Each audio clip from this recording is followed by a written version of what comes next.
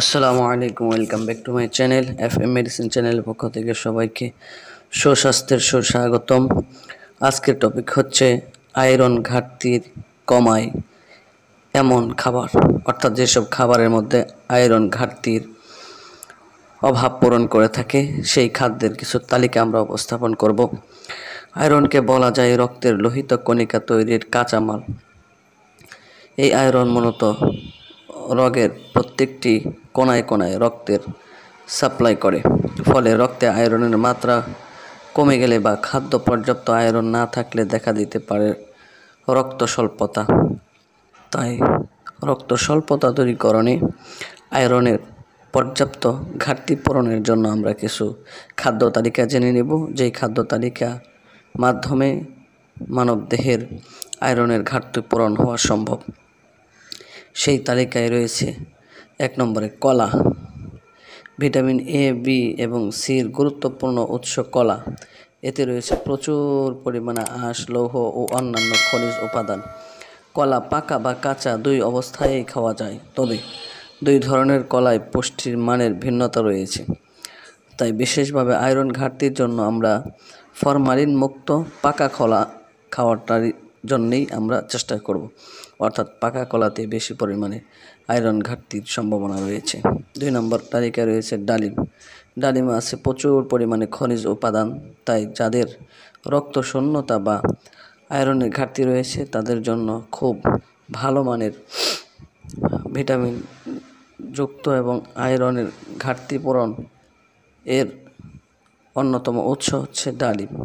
তাই যাদের আয়রনের ঘাটতি রয়েছে, শরীরের রক্ত স্বল্পতা রয়েছে, তাদের জন্য প্রচুর পরিমাণে ডালিম খাওয়া যেতে পারে, কারণ এতে রয়েছে amino acid, folic acid, potassium, antioxidant সহ ভিটামিন এ, সি এবং ই রয়েছে।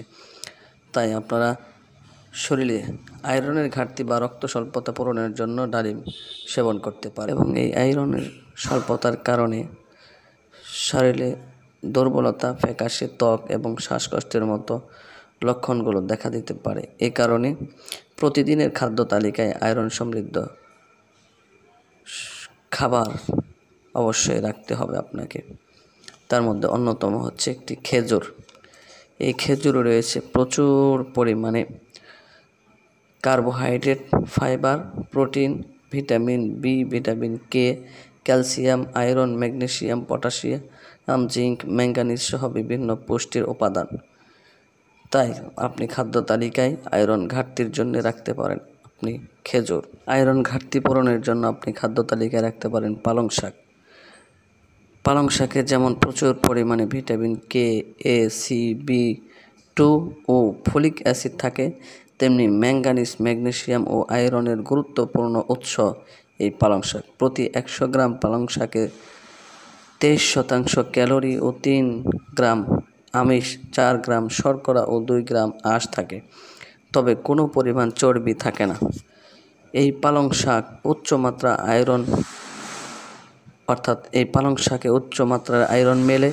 উপকারী পালং শাক থেকে আপনি নিতে পারেন আয়রনের এই অভাব পূরণের জন্য একটি উৎস। প্রতি 100 গ্রাম শাকে প্রায় 3.36 মিলিগ্রাম আয়রন পাওয়া যায়। এটি ভিটামিন এ এবং সি সমৃদ্ধ, যা আয়রন পোষণকে সহায়তা করে থাকে। আয়রন ঘাটতির অন্যতম আরেকটি তালিকা হচ্ছে গরুর গোশত। গরুর গোশতে আছে প্রচুর পরিমাণে আয়রন, পাশাপাশি ভিটামিন বি, জিঙ্ক, সেলেনিয়াম এবং উচ্চমানের প্রোটিনও আছে এই গরুর গোশতে। গরুর গোশতের পর আপনি আয়রন ঘাটতির জন্য আপনার খাদ্য তালিকায় রাখতে পারেন ব্রোকলি। শরীরে আয়রনের ঘাটতি মেটাতে খেতে পারেন ব্রোকলি। এতে ভিটামিন সি, কে, ফাইবার এবং ফোলেট এর মতো উপাদান পাওয়া যায়। তাই আয়রন ঘাটতির জন্য আপনি আপনার খাদ্য তালিকায় ব্রোকলি রাখতে পারেন। গরুর কলিজা। আয়রনের আরেক উৎস হচ্ছে গরুর কলিজা। প্রতি 100 গ্রাম গরুর কলিজায় থাকে 6.5 মিলিগ্রাম আয়রন, যা দৈনন্দিন চাহিদার প্রায় 70% পূরণ করে থাকে এই গরুর কলিজা। এছাড়া কপার, সেলেনিয়াম ও নানা ধরনের ভিটামিন ও মিনারেল উৎস হচ্ছে এই গরুর কলিজা। তাই আয়রনের ঘাটতি পূরণে সেবন করা যেতে পারে। আপনার খাদ্য তালিকায় আপনি রাখতে পারেন গরুর কলিজা। অন্যতম আরেকটি উপাদান হচ্ছে সরিষা শাক। আয়রনের পাশাপাশি ভিটামিন এ, সি, কে এর পাশাপাশি ক্যালসিয়াম এবং অ্যান্টিঅক্সিডেন্ট রয়েছে সরিষা শাকে। নিয়মিত এই শাক খেলে আয়রনের চাহিদা অনেক মাত্রায় পূরণ হতে পারে। তাই খাদ্য তালিকায় রাখা যেতে পারে সরিষা শাক। আরেকটি হচ্ছে মিষ্টি কুমড়ার বীজ। আয়রনের চাহিদা মেটাতে মিষ্টি কুমড়ার বীজ খেতে পারেন নিয়মিত। কুমড়োর প্রতি 1 আউন্স বীজে দৈনন্দিন চাহিদার 14% পূরণ হয়। তাই এগুলো আরও বেশি কয়েকটি পুষ্টির ভালো উৎস হিসেবে কাজ করে থাকে। সেজন্যে আয়রন ঘাটতির পূরণের জন্য মিষ্টি কুমড়ার বীজকেও খাদ্য তালিকায় রাখা যেতে পারে। আরেকটি জিনিস খাদ্য তালিকায় রাখা যেতে পারে, সেটি হচ্ছে মুরগির গোশত। আয়রনের চাহিদা পূরণ করতে মুরগির গোশত খেতে পারেন নিয়মিতভাবে। তবে মুরগির গোশত খেতে হলে আমাদের দেশীয় মুরগি সেটা আপনারা খেতে চেষ্টা করবেন। না হলে অন্তত ফার্মের মুরগিগুলো আপনি যে কোনো বাজার থেকে বা দোকান থেকে কিনে আনার পর বাসায় কিছুদিন নিজে উন্মুক্ত খাবার খাওয়িয়ে কয়েকদিন লালন পালন করে তারপর আপনি খেতে পারেন, তাহলে স্বাস্থ্যের জন্য উপকার বয়ে আনবে। অন্যথায় মুরগি আপনার অ্যালার্জি বা বিভিন্ন ধরনের সমস্যা দেখা দিতে পারে। Dark chocolate. আয়রনের ঘাটতি পূরণের জন্য আরেকটি বড় উৎস হচ্ছে ডার্ক চকলেট। আয়রনের আরেকটি চমৎকার উৎস হচ্ছে ডার্ক চকলেট।